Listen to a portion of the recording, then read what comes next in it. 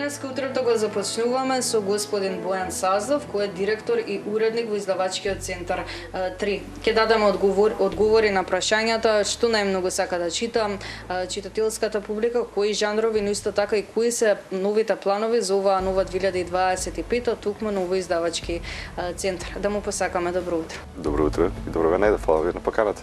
На самиот почеток ќе прашам што за вас представува идеално утро и дали можеби првото утринско кафе го пиете во домашни услови или пак на вашето работно место? Не, првото утринско кафе секако ми е го пијам дома. Идеалното утро за мене е да станам малку порано пред моите деца да станат, да се разберат, да имам време барем 40 минути да малку да прочитам и да го испијам првото утринско кафе. Потоа второто го пијам со колегите на работа, трето со пријателите и така натаму. Јас сум ранобудник, да, и токму утрото го користам за читање на она што е ново во нашата продукција, односно она што треба да излезе. Се трудам да читам што е можно повеќе, бидејќи работни обврски на работа не ми дозволуваат многу читање, искрено. Водење на фирма е сосема поинак, бара сосема поинаков ангажман и пристап кон работата. Затоа читањето за мене на мене го одвојувам слободното време за да го прочитам она што е важно и она што бара моје внимание.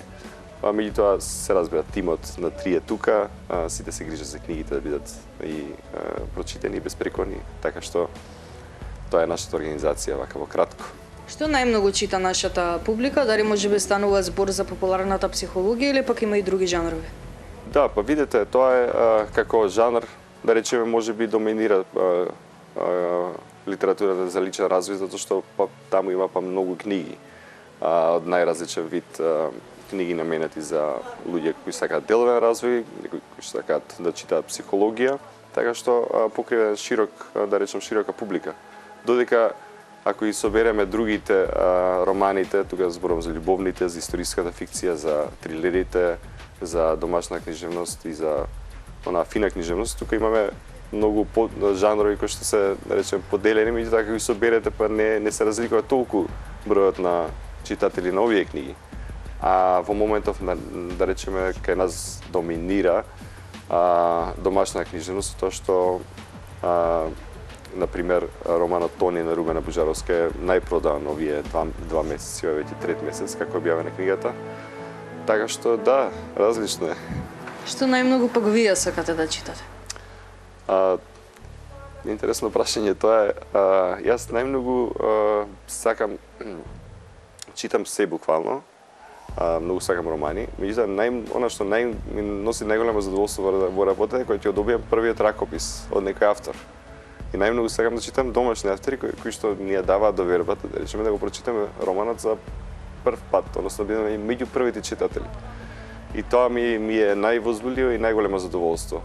Дури ретко веќе да ме видите со книга, укоричена книга, зборувам објавена книга да читам. Освен ако не е некоја книга странско издание која што ја разгледуваме, например, за објавување. Гледам што е можно повеќе да читам книги во ракопис, испечатени на хартија и буквално во мојот дом има насекаде листови хартија и жена ми постојано ме опоменува да ги соберам. Верувам со тоа го пополнувате вашето слободно време, но дали се случува да читате во раните утрински часови? Да, токму во раните утрински часови, зашто навечер искрено не можам да читам. Најголем фокус имате рано на Да, јас сум утринска личност, како што се нарекува тоа, и најголем фокус и најголема желба и концентрација и се имам утрото. И најмногу можам да се огледам или да забележам некои недоследности, некои грешки и така натаму, затоа што тоа ми е дел од интересот кога читам, сакам да читам со некаква функција, значи да бидам или првиот филтер или последниот филтер пред да се објави книгата.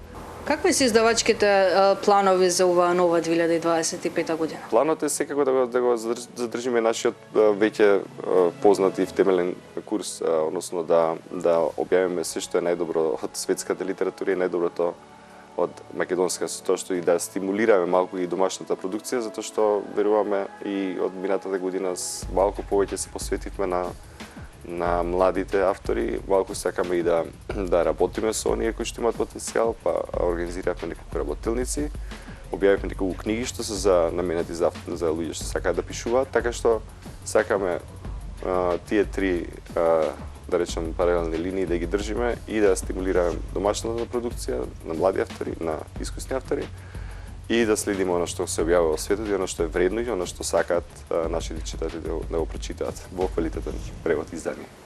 Ви благодарам многу за одвоеното време што имавме можност за овој утренски разговор. Благодарам и вие што одвоивте време за мене.